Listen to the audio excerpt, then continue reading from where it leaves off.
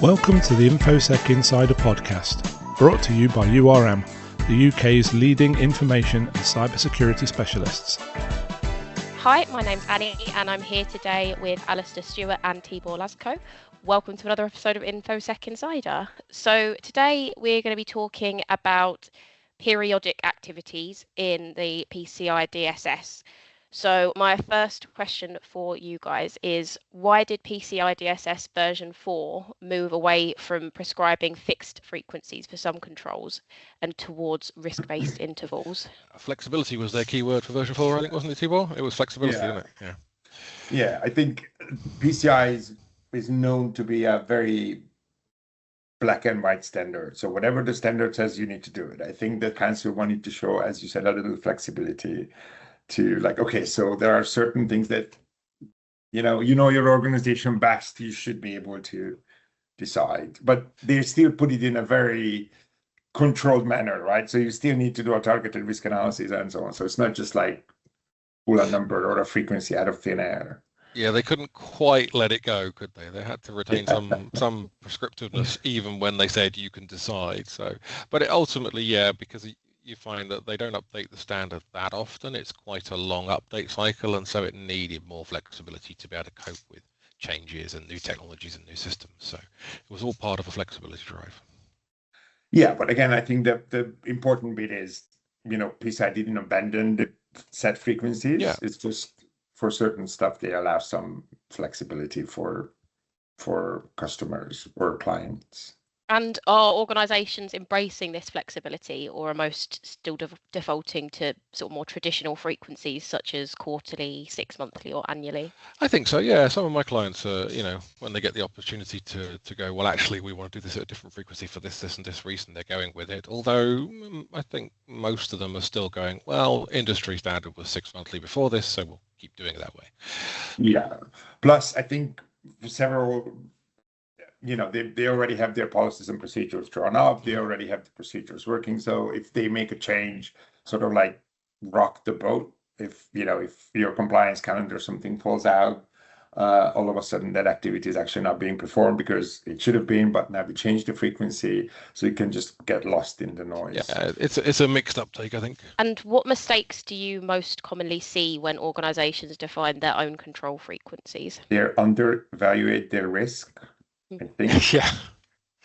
Again, the organization who chooses it might just take it as a get out of jail free card, I think. But that's what I've seen many, many times. Again, organizations are different. So like a large, I don't know, I recently saw a TRA for system account access control audit, basically. And they choose 12 months, but they had like 20 administrators. There's a relatively high turnover. Mm-hmm. So a year is a bit, it's not necessarily a strong control. So the environment would indicate that they need to do it more often. Yeah, allowing you to pick your own frequency doesn't give you a license to just pluck a number that fits your productivity cycle or fits what you feel right. You need to justify it. You need to be reasonable with it. You can't just go, oh, we could just do it once every 5 years, then it's fine. It's open to abuse if it's not done properly. So has the introduction of requirement 12.3.1 improved security outcomes, or has it simply increased documentation requirements? I don't know whether you can increase PCI documentation requirements anymore, can you? They're pretty heavy as it is, let's be honest. Well, they kind of did in a way, if you think about it. Now you need to do your targeted risk analysis. However, I don't know. So in previous versions, it was like the overall risk management of an organization, and now it's very focused on the targeted risk analysis or the customized approach validation. So I think they kind of like the council went away from, okay, so we're not looking at the enterprise as a whole. We're looking at certain controls, which, to be honest with you, if the question is whether it improved security, I think it's kind of went backwards a little bit. I don't know, because I found in the previous version, when they targeted the sort of high-level risk requirements that were there saying just do a high-level risk analysis every year, there was never any requirement to act upon that. It just wanted you to kind of look above and beyond PCI and go, well, there are more risks that we could deal with, and they never really did anything with it. Whereas at least with the targeted ones, you're actually considering risk that matters to PCI DSS. You're considering the frequencies you're using and the controls you're using. So I think I used to see a lot under version 3 of, yeah, we've done a risk analysis and that was it. They never really followed up on it because they didn't have to. And so it became a bit sort of like a tick box exercise. True, but then back then, even for you to pull a risk assessment together, you had to look at the infrastructure, you had to look at people, you had to look at processes or whatever the organization did. Now, even if you do TRAs at all, because some organizations just don't, because none of the requirements that requires a TRA is applicable to them. So for those organizations, risk assessment is completely gone from the standard. Yeah, true. It is. So, yeah, it's somewhere in the middle, I would think. Yeah, not many are doing customized approach to warrant that level of risk analysis either. They're very rare. So, yeah, maybe they do now do less risk assessments, ironically, than they used to. Yeah. And why do assessors generally find fixed frequency requirements easier to validate than risk-based frequencies? It's more prescriptive. If it says do it 6 monthly, the client just has to do it 6 monthly and that's it. Whereas when it comes to the risk-based one, it's subject to our own opinions on what is an acceptable outcome based on the risk to that organization. So we have to kind of assess it with our own expertise. But we don't have the power to tell them otherwise. That's the thing. Like with my client that I mentioned, the user access audit that they do is still every 12 months. I can tell them that, well, I don't think it's right, but I don't have I don't know, power is the right word, but I don't have the means to tell them, like, I don't think your TRA is correct. So at that point, it kind of becomes the same thing, because, okay, so on one hand, when it says, well, I don't know, do your firewall reviews every 6 months, okay, you have to do it every 6 months. But then in this case, they say we're going to do it every 12 months. So it's again becomes a fixed period anyway. So I'm not sure if there is a difference between the two. Yeah, I guess it comes down to, because you can challenge a TRA, right? But you can make them change it. No, it's true. You can't. There's nothing in the standard that says it has to be approved by the QSA. It simply says they have to do it, and they have to have a justification, and they have to determine, that they've minimised the likelihood or impact, and that they've, as long as they've identified the threats and stuff that you do in a sort of standard risk assessment methodology. Then we kind of go, okay, that's done as a risk assessment methodology, and you selected a frequency on the basis of this result. So it is kind of different. It's a bit different with customized approach. We get more ability to say, actually, no, this is not acceptable. But for standard TRAs on frequencies, you're right. We just kind of go, well, yes, it's a TRA. Doesn't look very good, but it's TRA. So it's kind of, you're right. It can be complicated. We have an impact if, again, it's a customized approach. Neither of us have done any. To be fair, but knowing how it's done, that you need to the QSA needs to draw their own testing procedures based on the control. So they have impact on like how that control should be implemented. But for the activity frequency, it's just, we accept. We sort of like make sure that technically it's filled out correctly and all fields are, reflecting on the risk and whatnot. But at the end of the day, we just accept it. Yeah, we just kind of have to accept and go, well, that's what you've determined, so that's what you stick to. Although I would say if a client puts a frequency at longer than 12 months, I might question that, because don't TRAs have to be reevaluated every 12 months? Yes. If you have to reevaluate your risk assessment every 12 months, but it says you only do the thing every 24 months, that's not going to work, is it? So I might struggle with those frequencies. Although technically I think they could say like, okay, so I'm going to review my TRA every year, and every year I'm going to confirm that I'm going to do the control every 24 months. So Yeah, technically there's nothing, but again, none of those. So like activity frequency, what? So like the systems that are not susceptible to malware, access control, the system accounts. So all of these things, if you're not doing it for 12 months, then what are you doing? Yeah, what are you doing? Yeah, it's most frequencies should be less than 12 months. But I don't think they would have the audacity to come and say, you know what? I don't know. You want to be careful. One of your clients will listen to this, and then they'll come back to you with a 24-month TRA in a few weeks. Yes. Yeah. Please don't. So do you think future PCI DSS versions will move even further towards risk-defined intervals? Possibly. Possibly, I'm not sure whether they measure or they have, like the SSC has any kind of way to measure how successful this, try is to give more flexibility. Because again, if the organization is well established, risk mature, they know what they do. If it's so I don't know, like a fintech company that not necessarily, based on, I don't want to offend anyone. Yeah, you don't want to offend, but if it's a newer organization that's less risk mature, yes. Yeah.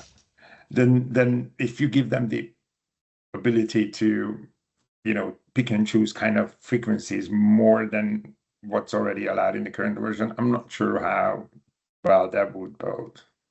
Yeah, because I think when it comes to well-established frequencies that are set in the standard, like quarterly, the vulnerability assessments being quarterly every 90 days, that's established by industry standard on the basis of, how frequently new vulnerabilities appear, which is something that the council can easily look at in the wider security landscape and go, well, in general, vulnerabilities come out this frequently, so it really should be quarterly. There's no real reason for them to increase flexibility in those. What I think we're more likely to see is them find activities that get a frequency that didn't get it before, either because they were continuous, or because they're newer, or they need more discrete intervals. So the change in requirements introduces new requirements to have frequencies, rather than ditching old frequencies for flexibility where they don't need to. Very true. Plus, with the new version, they finally cleaned up what a quarterly means. And because even like before this current version, if a client submitted a vulnerability scan in March for Q1 and April for Q2, there was nothing we could say. Yeah, or now, January for Q1 and June for Q2. Yeah, you're like, well, it's still technically quarterly, but now they have, so it's defined now as no more than 90 days between requirements, give or take a couple of days based on calendars and frequency and stuff. But yeah, they've gone a lot clearer with that, thankfully. So what exactly must be included in a TRA to satisfy requirement 12.3.1? Well, there's a handy template they gave you, which is you can look at. But essentially, you need to include, obviously what the requirement is and all the rest of it. But it's kind of like doing a risk assessment. It wants you to look at the asset, it wants you to look at the threat, it wants you to look at likelihood, and it wants you to look at impact, and then give a justification how the frequency minimizes the likelihood or the impact. So it's pretty much what you'd expect from a risk assessment, but just specifically targeted to a certain device or requirement, depending on what it is you're doing. I think if an assessor reads a TRA, it sort of should read like a decision trail, like the thought they put into it. And many TRAs that we see is sort of like an explanation of why so it's just like an announcement of like, okay, so we do this frequently, but you don't really see the thought behind it. Like, again, they consider the size of the organization, technology that they have. You need to see the thought behind it. Yeah, because when we're trying to look at is the justification, and the justification should have some thought process that arrived you at 6 months. The reality is that a lot of organizations are simply backfilling a reason to the current frequency they already have. That's why it comes out like that. Because we've gone with 6 months, and so they're trying to retroactively fit a reason to it. That's why it doesn't flow the way it should. They go the wrong way around a lot of the time. Yep, I agree. And what evidence would convince you guys as QSAs that an organisation's chosen frequency is reasonable? Clear, again, a clear scope, a clear explanation of the assets described, the risk posed. You need to be clear about what the threats are to that particular asset, and so how the frequency reduces that threat, or what the likelihood of that threat is, and how your frequency reduces that likelihood to an acceptable level. So it's being clear about your decision making, your justification in this is chosen because it reduces the likelihood of this, or because it reduces the frequency of the threat, etc. I've seen justification as like, we never had a breach before, or the organization is too small to do it more frequently, or something. So like, these are all, I understand, but that's not, I don't see the thinking behind it. Like, okay, so this could be the risk. This is how I'm trying to prevent it. We need to see some thinking. So I think this kind of follows on from the last one, but how would you assess whether a TRA is genuinely risk-based rather than simply designed to reduce operational effort? That's exactly what you said, Tibor, when they just say, oh yeah, it's because the organisation is too small. Well, that's because they're trying to reduce operational effort. That's not a risk that they're trying to reduce, And I appreciate that may be a constraint on their frequency, but it's not a risk they're reducing. It's not, oh, we're risk mature, or oh, we've never been breached, or this industry hasn't had a breach in X years. Those are not risks that you're reducing. So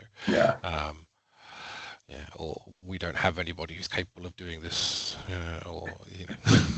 Plus, what you said earlier, I think, is when you see that it was shoehorned in to an already existing frequency, and they just sort of started at the very end and sort of like retrofitted the TRA from what they already do, and not taking into account of the organization and their specific circumstances.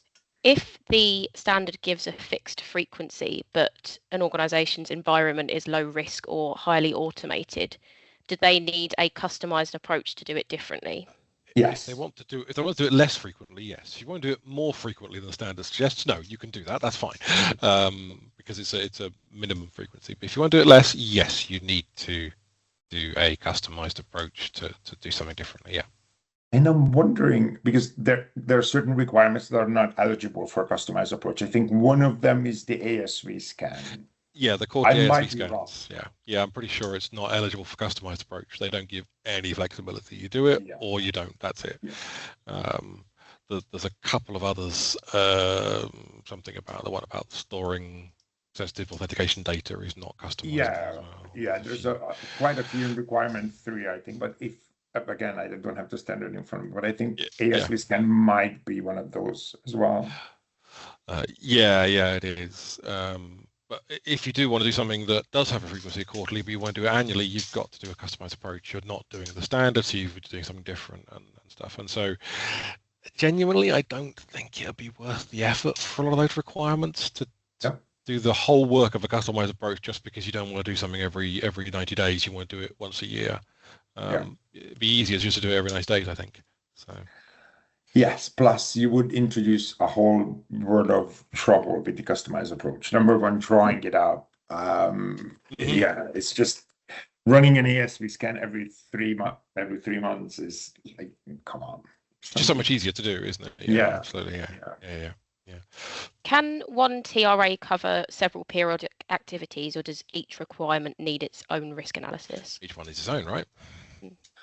Yeah, I don't think they can be grouped together because they are different requirements. So like, how would? I don't see how. However, I have clients who so like they do one spreadsheet with various tabs for different targeted risk analysis. So technically it's one document, and they keep the format of how the targeted risk analysis document is structured that provided by the council. But yeah, I don't think you would be able to do one TRA that would cover, I don't know, antivirus and access control frequency. They're two different sets of risks, aren't they? Yeah. Two different sets of threats. Yeah. Yeah. You can, when it comes to the TRAs for customized approach, because you can do one customized approach to cover multiple controls. So you can that side. But when it comes to frequencies, no, I think you're going to have to do a separate one for each. Although, to be fair, the standard doesn't say it. So if some roundabout way you're able to group it together, I don't think. I think it does, doesn't it? In 12.1, it says for each requirement that has a periodic frequency, you must do it. I think it uses the words for each. I haven't got the standard in front of me again. I should put it up, but I'm pretty sure it is for each one that requires for each standard that specifies doesn't specify a frequency, you must do a TRA. Right. And I stand corrected. I don't know. To get a lawyer to check the wording on it, I'm sure. But again, it's highly unlikely that you would be able to do it, even if it's. Yeah, it just wouldn't make any sense, would it? It just wouldn't make any sense. No. Plus, potentially different departments within the company are responsible for different controls. Yeah. So, it would just be a whole mess, probably. Yeah. Like periodic training of the incident response plan is going to be a different department to evaluating systems that don't have malware or that kind of stuff. Yeah, absolutely. Yeah. Once an organization has defined a frequency through a TRA, what happens if they miss it? That's a good question, actually. It is. It's kind of similar to what happens if you miss a defined frequency, isn't it? You have to basically come up with compensating control to compensate for the fact that you missed it. The principle is if you've discovered you've missed it within a reasonable time frame and then immediately act upon the fact that you missed it to change and fix, you're good, right? If your other controls have discovered that you missed it, because there are controls about making sure you do these activities. If that picks up, you miss it, and you do it, and you then essentially perform corrective action, you're fine. But if it doesn't get found out till it comes time for next year's assessment, that's when it gets very, very difficult to justify what you did or didn't do, because then several controls have failed, not just the one you missed. So and then I think once an organization commits to a frequency in their targeted risk analysis, it should be considered as okay, so that's what's written in the standard. That's what you need to comply with. And I did not come across this yet, but I can totally see organizations let me just rewrite my TRA. You know what? I reviewed it. I missed that 6-monthly access control audit, but now it's going to be every 9 months, and I'm just going to do it now. So, At that point, you're heading for a failed assessment, aren't you? Let's be honest. There's no way you're going to do that. But these things shouldn't get missed because it should be set as this is what we now do. There should be checks in place to make sure these things get done. There should be automated systems or reviews or whatever it is to make sure these things are done.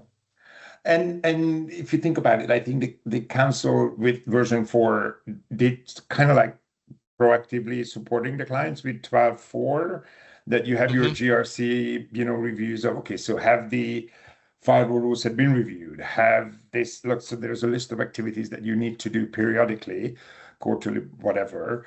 So with them making that a requirement, they kind of make it harder to miss it. So like I say, if you get to assessment time and you found you missed something 6 months ago, it's not, the one that you should have done you've missed, but you've also failed the other requirement of 12.4 of checking that you're doing these things. So it's multiple requirement failures at that point, which is a much, much bigger problem to deal with and usually involves in a failed assessment or time to correct and remediate this stuff before assessment can go ahead. Basically, don't do it. Yes.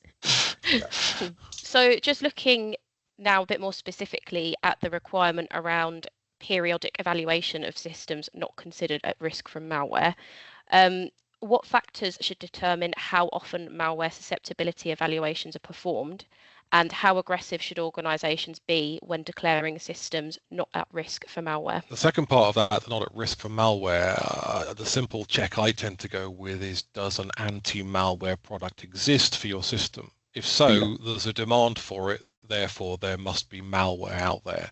And the PCI DSS actually cleared up in their guidance that if there is active malware in the wild for the system, it needs anti-malware. So it's relatively easy to determine that now.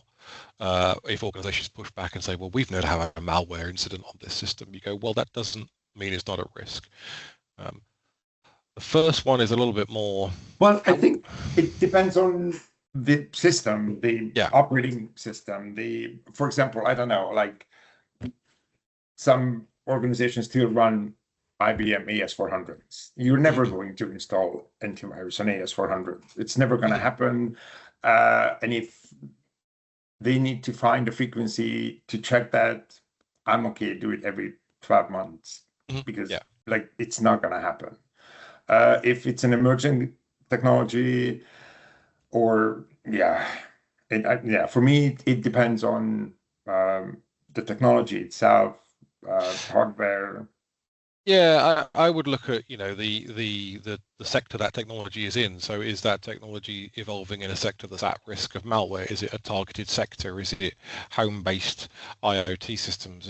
Is it evolving out of government systems? What's the risk to that sector that determines whether malware is likely to appear on that system, whereas it wasn't there before, rather than the specifics of a particular operating system or system. You're going to go with, well, where does it sit? What's the likelihood of this area developing new malware?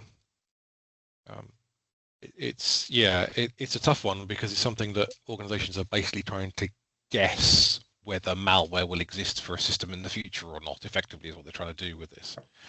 And so, the fact is it requires knowledge of the business sector, it requires knowledge of the technological landscape that it sits in. Yeah, and then the common trap really is if an organization just deems a system not at risk and never revisit that position, because as you know, technology, computing, whatever changes, the likelihood of, unless it's an old legacy system again, then even those are not safe now. What with AI systems finding vulnerabilities in older systems from 20-30 years ago and exploiting them, even those are suddenly becoming at risk now, aren't they?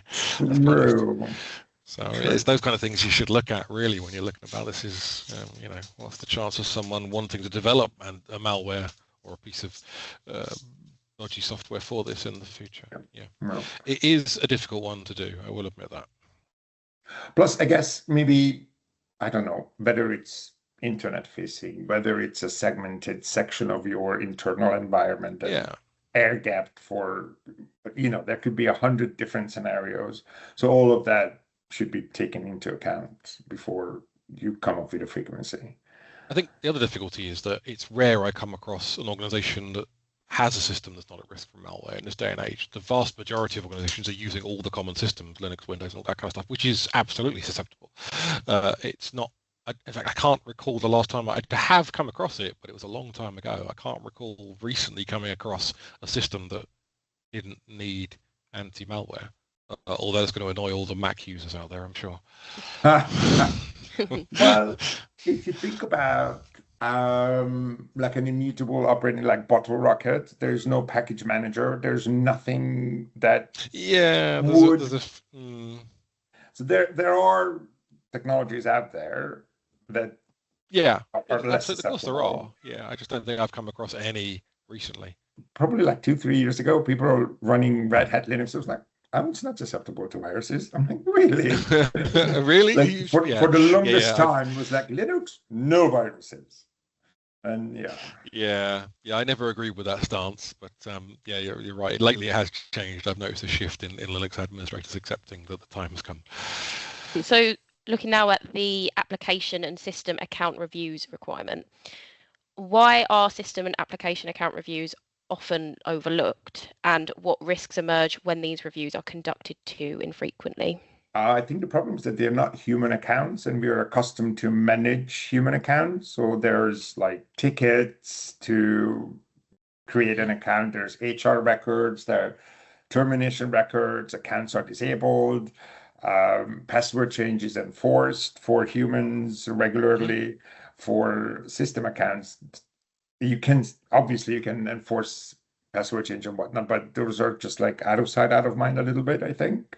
They're often hidden deep inside environments, and only the admins know they exist or are used for specific purposes, and they just sit there and get forgotten about. Yeah, they're completely out of sight a lot of the time, and so I mean, even they weren't even considered in earlier versions of PCI DSS. There weren't specific requirements calling them out. They only came about in version 4. That's how long it's taken PCI to catch up with these accounts that need to be managed and controlled. Usually these accounts have very high privileges.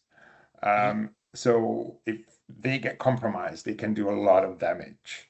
They're not assigned to any one person, so there's no ownership over them. So they just exist, and it's a huge security risk. And it's a very welcome change in version 4, I think. Yeah, not only that, they weren't if they're not monitored properly, they weren't monitored properly. When they do get abused, you're never going to know about it. They could be exploited for months at a time. The changes were brought about because of a number of high-profile breaches involving precisely that, and the council woke up to the risk and went, we need to specifically call this out and deal with it. So yeah, a lot of my clients have had to go back, catalog all these accounts and go, well, actually, do we need half of these? And find they don't. They can delete a whole chunk of them and save themselves a lot of hassle. So it's a welcome bunch of requirements, a welcome change, and it's good. Yeah, it put it in people's mind that they do exist. And many organizations just, as soon as you use it, they like kick off an automatic password change. It's stored in a password vault. Nobody has access to it. So there's very easy and reasonable ways to protect them. They were just never really considered. So looking now at the requirement for change and tamper detection mechanisms, why do organisations struggle to determine appropriate frequencies for change detection reviews, and what indicators suggest that the review cadence is too infrequent? So I think there is a given frequency in the standard, but this one is actually one of those odd ones where they say it should be 7 days or your choice. So they give you a defined frequency, but allow you to be flexible with it.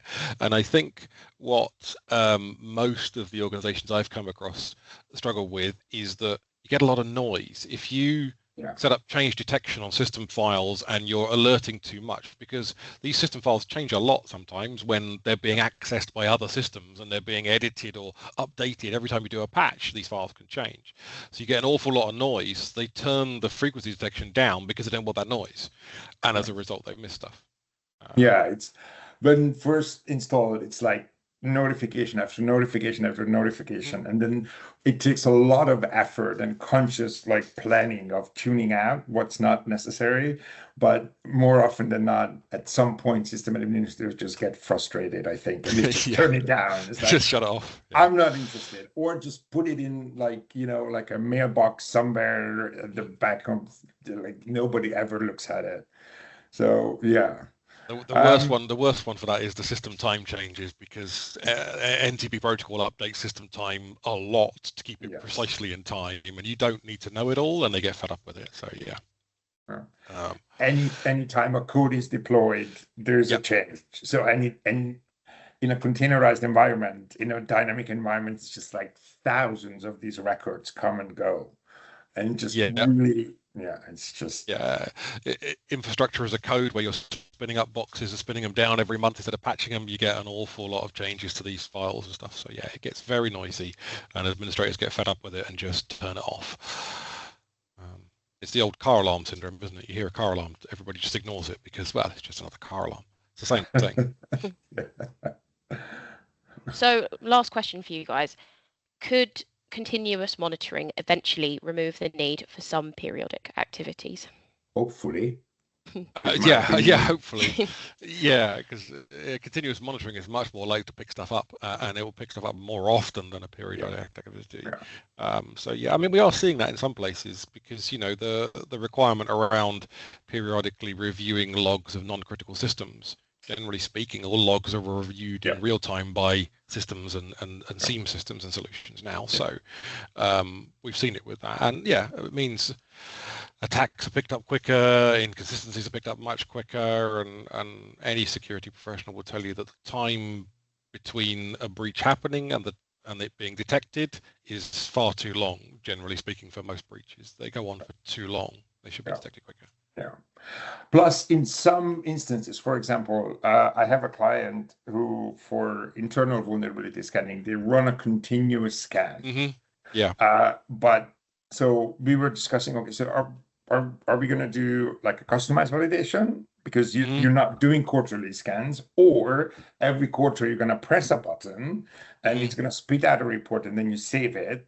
So it technically, well, yeah, the control exists and works, but by doing it only once a quarter, it sort of like would downgrade their security a little bit. Yeah. So yeah, so instead of, they were like, okay, no customized validation, no thank you.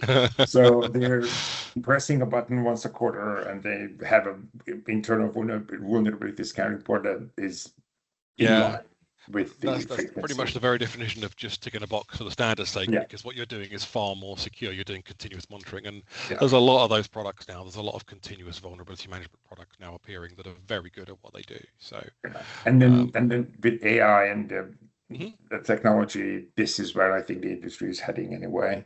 Yeah, I think the next one you'll see disappear is probably the regular privilege reviews of accounts, because with those systems, they can monitor user activity in real time and pick up when there's anomalous activity going on. And so effectively you're reviewing, privileges in real time. If you're doing zero trust, you're reviewing privileges every single time somebody accesses something. So we will probably start to see a shift towards more and more continuous monitoring in future versions of the standard. Well, at least I hope so anyway. Fingers crossed, exactly. Yeah. Amazing. Thank you so much for your time today, guys. If any of our listeners would like to ask Alastair and Tibor a question for a future episode, then you can either follow the link in the description or you can pop it in the comments. So thank you again for your time today, guys, and thank you everyone for listening today. We will see you next time.